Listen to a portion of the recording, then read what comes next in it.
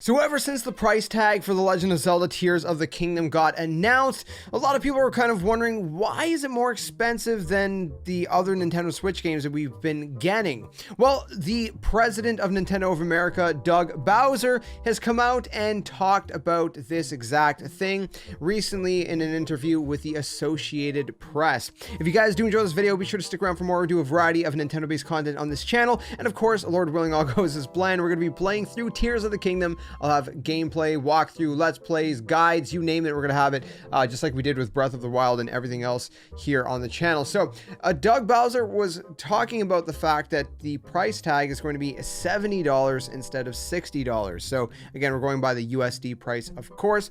And according to the Associated Press interview, this is what he had to say. I'll throw it up on the screen right now. He says, "We look at what the game has to offer. I think fans will find this is an incredibly full, deeply immersive experience.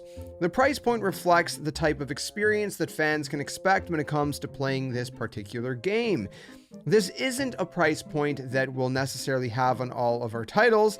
It's actually a fairly common pricing model, either here or in Europe or other parts of the world, where the pricing may vary depending on the game itself." End quote. So, The Legend of Zelda Tears of the Kingdom, he says, it has to do with the fact that it's incredibly full, deeply immersive kind of experience, and the price point reflects that type of experience. Now, the interesting thing is, of course, that Breath of the Wild was not, priced at that price. Obviously, this was, multiple years ago, what, 5 or 6 years ago at the time of recording this now, 2017, about 6 years.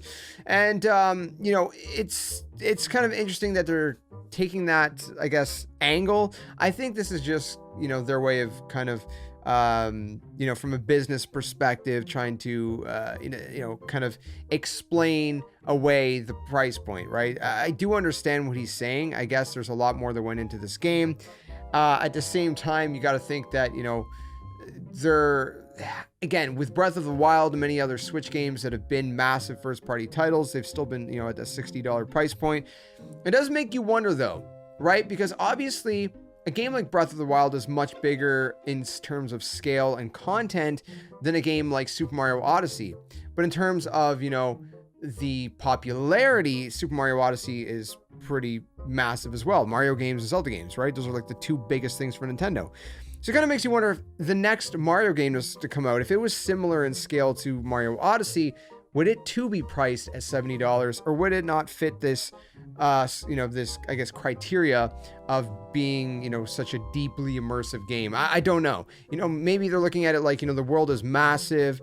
There's so much to do. They've put a lot of work into recreating the world, that we knew in Breath of the Wild and making it completely different, even though it's based off of that world. I mean, you can see from the trailers that this is a whole new thing.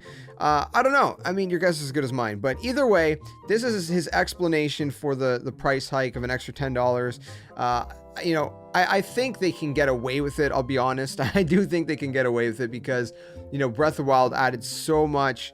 It brought so much to the table. There was so much to experience, and I think this is going to be an even better game, just based on, I think that, especially they've learned a lot of what players didn't like about the first game, and I think they're going to fix a lot of those things with this game here, right? It's, again, same world, but it's a different story. There's something different going on. There's a lot of different elements, a lot of new things going on, and I think it's going to be an epic game. And I think if there's a game that they can get away with charging this much money for, it would be this game.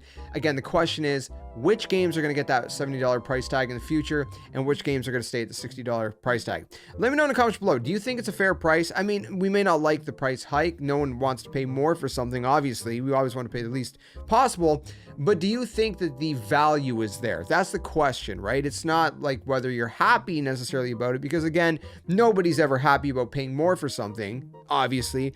But do you at least agree that the value is there from what we've seen? Again, we haven't played the game yet, so it's kind of hard to say, but based on what you may have experienced with Breath of the Wild, combined with the trailers, what are your thoughts? Let me know in the comments below. If you enjoyed this one, stick around for more, and I hope to see you guys soon in another video. Till then, my friends, game on, and thanks for watching.